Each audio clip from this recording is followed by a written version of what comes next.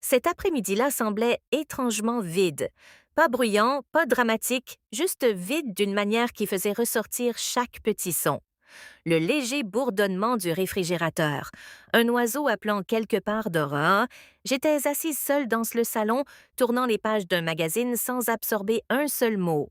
Ryan était encore en déplacement, un autre voyage d'affaires. Cette partie ne me secouait plus, c'était devenu normal. Ce qui me dérangeait, c'était à quel point le silence semblait lourd. Cette fois, j'ai vérifié mon téléphone presque inconsciemment, espérant une notification, un message, n'importe quoi. L'écran s'est resté vide. C'est à ce moment-là que j'ai réalisé à quel point ma vie était devenue prévisible. Ce qui semblait autrefois stable semblait maintenant étouffant. Je tenais à Ryan, ou du moins je pensais que c'était le cas.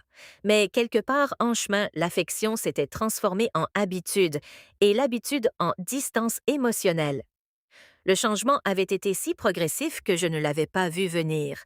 Puis un bruit sec a brisé le calme, une portière de voiture qui se referme dehors.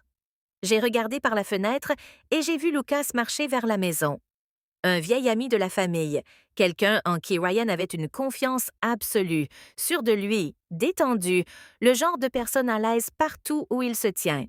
J'ai ouvert la porte, sincèrement surprise. Lucas, qu'est-ce que tu fais ici? Ryan m'a demandé de récupérer des documents qu'il a oubliés, a-t-il répondu facilement, ce charme familier remplissant déjà l'entrée. J'espère que je ne dérange pas. Pas du tout. Entre. Au moment où il est entré, l'atmosphère a changé.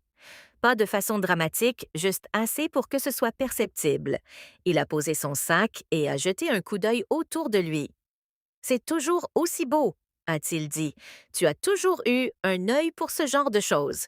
J'ai ri légèrement. Les flatteries ne t'aideront pas à trouver les papiers. Qu'est-ce qu'on cherche?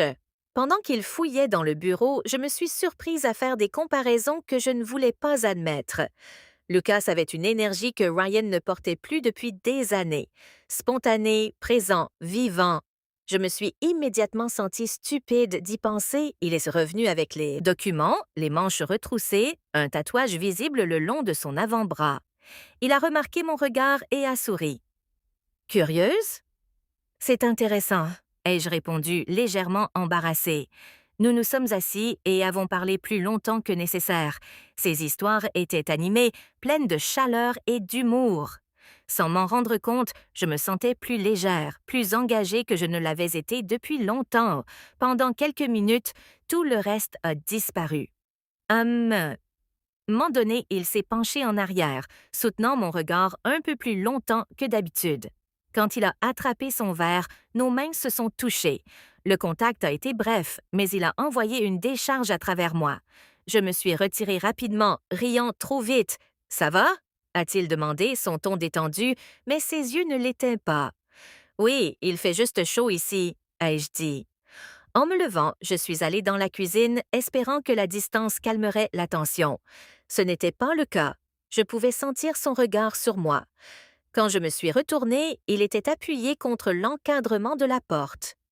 Tu sembles différente aujourd'hui, a-t-il dit doucement. Différente comment? Je ne sais pas, a-t-il répondu après une pause. Plus éveillée. L'honnêteté dans sa voix m'a troublée. Lucas, tu devrais probablement y aller, ai-je dit en évitant son regard. Pourquoi? A-t-il demandé en faisant un pas vers moi. Je ne pouvais pas répondre. L'espace entre nous semblait chargé de tout ce que nous ne disions pas. Ce n'est pas bien, ai-je murmuré. Je sais, a-t-il dit doucement, mais ça semble réel. Pendant une fraction de seconde, plus rien d'autre n'existait. Mon instinct me disait d'arrêter, de m'éloigner, mais je ne bougeais pas. Puis la porte d'entrée s'est ouverte. La réalité est revenue d'un coup. Quelqu'un d'autre venait d'arriver à l'improviste. Nous nous sommes immédiatement écartés. Le moment s'est dissous. Les conversations ont repris.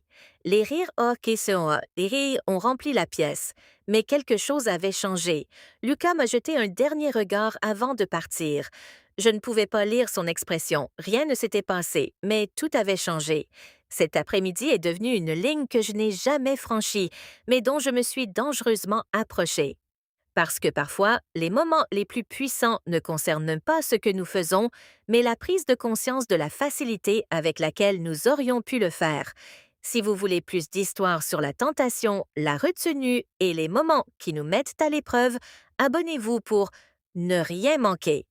Abonnez-vous pour découvrir d'autres histoires où le silence parle plus fort que les mots, où les regards durent une seconde de trop et où les frontières ne sont pas toujours franchies, mais toujours ressenties. Parce que certaines lignes ne sont jamais dépassées. Et pourtant, elles changent. Après son départ, la maison a retrouvé son silence. Mais ce n'était plus le même silence. Il était chargé, vivant, presque accusateur. Je me suis assise lentement sur le canapé, fixant un point invisible devant moi. Mes mains étaient calmes, mais à l'intérieur, quelque chose vibrait encore, comme si le moment refusait de s'éteindre complètement. Je me suis répété que rien ne s'était passé, et c'était vrai. Aucune promesse, aucune trahison, aucune ligne réellement franchie. Mais mon cœur ne battait pas pour des faits, il battait pour ce que j'avais ressenti. Plus tard dans la soirée, Ryan m'a appelé. Sa voix était familière, stable, prévisible. Il m'a parlé de sa réunion, de son vol du lendemain, des détails pratiques de la vie que nous partagions depuis des années. Je répondais au bon moment. Je disais les bonnes choses, mais une partie de moi était ailleurs. Tout va bien? A-t-il demandé à un moment. La question était simple, innocente. Oui, tout va bien, ai-je répondu sans hésiter. Et encore une fois, c'était vrai. Mais bien ne voulait plus dire la même chose. Cette nuit-là, je n'ai presque pas dormi. Chaque fois que je fermais les yeux, je revoyais ce court instant dans la cuisine, ce silence suspendu, cette proximité qui n'avait rien d'innocent, même sans geste déplacé.